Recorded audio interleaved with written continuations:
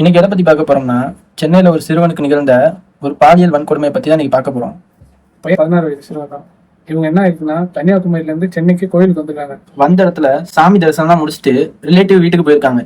உங்க போனப்பதான் அந்த சின்ன பையன் சொல்லியிருக்கான், 2 நாள் நான் இங்க இருந்துட்டு வர்றேன் அப்படின்னு சொல்லியிருக்கான் அந்த சின்ன பையன். அப்போது சரி ஓகே நாங்க கன்னியாகுமரி போறோம் அப்படின்னு சொல்லிட்டு அவங்க அம்மா அப்பா எல்லாமே 2 பேரும் போயிருக்காங்க வீட்டுக்கு. அதுக்கப்புறம் இந்த சின்ன பையன் அவன் மட்டும் இந்த வீட்டுல ரிலேட்டிவோட தனியா இருந்திருக்கான். அந்த சிறுவனோட உறவினரும் இந்த காவலரும் வீக்கெண்ட் டேஸ்ல மது அருந்துவதை வழக்கமாக வச்சிருக்காங்க.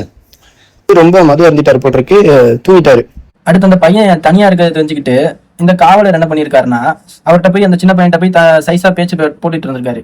அதுக்கப்புறம் என்ன நினைச்சான்னு தெரியல, அந்த பையன் வாயை திறந்து இந்த சரக்கு ஊத்தி விட்டு ரொம்ப மோசமான இது பண்ணியிருக்காரு.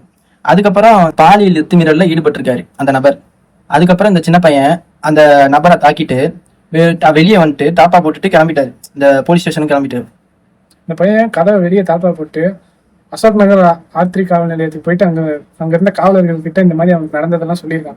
சொன்னதுக்கப்புறம் என்ன ஆச்சுன்னா, இதை அவங்க சீரியஸாக எடுத்துக்கிட்டு நைட் ரோந்து போயிட்டு அவங்க இன்ஸ்பெக்டர்கிட்ட இந்த மாதிரி விஷயத்த சொல்லியிருக்காங்க.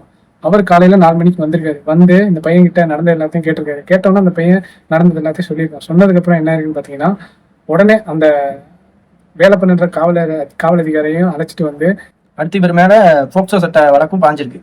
இந்த மாதிரி பண்ண காவலர் மேல ப்ரீவியஸா ரெக்கார்டு எதுவும் இருக்கான்னு காவல்துறை இப்போ விசாரிச்சுட்டு இருக்கு.